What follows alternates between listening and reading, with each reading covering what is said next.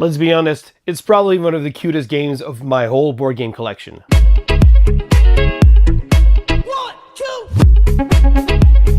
Hi and welcome for the rule presentation of Zoo-On. Zoo-On is a family-oriented board game where 1 to 6 players will be competing to create their own zoo.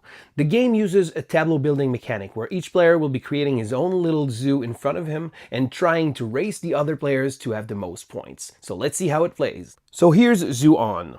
In Zoo-On, players will race to get the most point. The game will end when a player will reach 50 points for a 1 to 4 player game or 40 points for a 5 to 6 player game.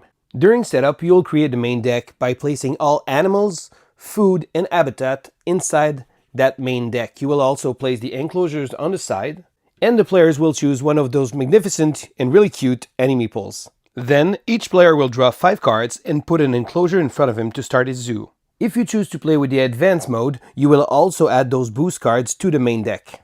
Starting with the first player and going clockwise, a player turn will always be the same and will follow the few steps. The first step will be to draw a card. You will be able to draw a card from either the main deck or the market here or the enclosure deck. Right after the draw phase, you will go to the main phase, which will play one action in the 3 following options.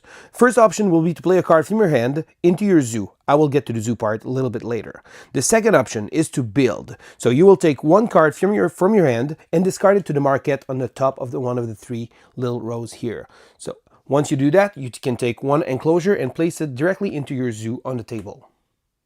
The last option will be to discard any cards you want from your hand. So you discard those cards again to the market and then draw to have 5 cards in hand and your turn will end. Once your turn is ended, if there's any empty step in the marketplace, you just fill it out here. And if the 3 cards are from the same type, so let's say 3 foods, you can just place 3 new cards on top of them. Play goes to the other player and on and on and on until one player has reached the 40 or 50 point mark. Now it's time to explain how the zoo part. So first of all, players will play cards in front of them. There is no limit on how many animals you can have, but you always have to follow the same structure.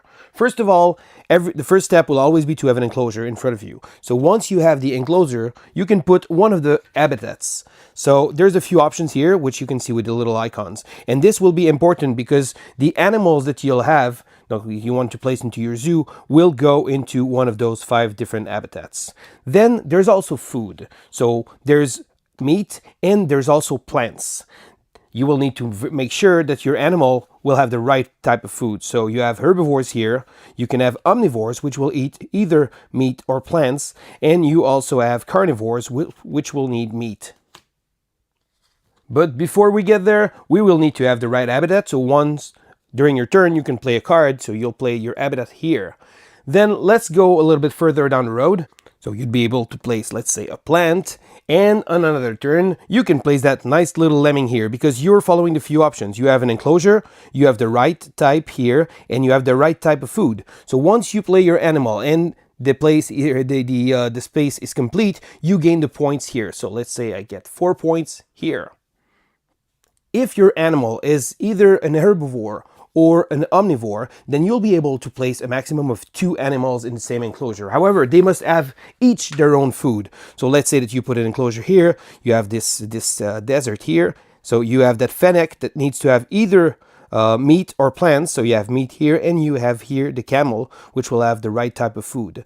For carnivores, you can never place 2 carnivores in the same space, so always 1. There's also another type of habitat, which is the apiary. The apiary is special because once you have one on the table, every other little birds can go there, so you can have multiple birds in the same place, and they're always worth 2 points. So players will play their turn until the end of the game is triggered, then you'll see which player has the most points. If you play the advanced version, you're going to be adding those little boost cards. Boost cards act almost the same. You can put them. You put them in the same deck. However, once you can play them, and when you play them, you place in the discard pile here. They will have a multiple different effect that will create some interaction, like looking at player's hand, or you can switch animals as well. So there's a lot of player interaction, and you can also play another turn. There's some cards that will allow you to play multiple turns, and there's no limit to the number of turns you can have. You will also have those project cards.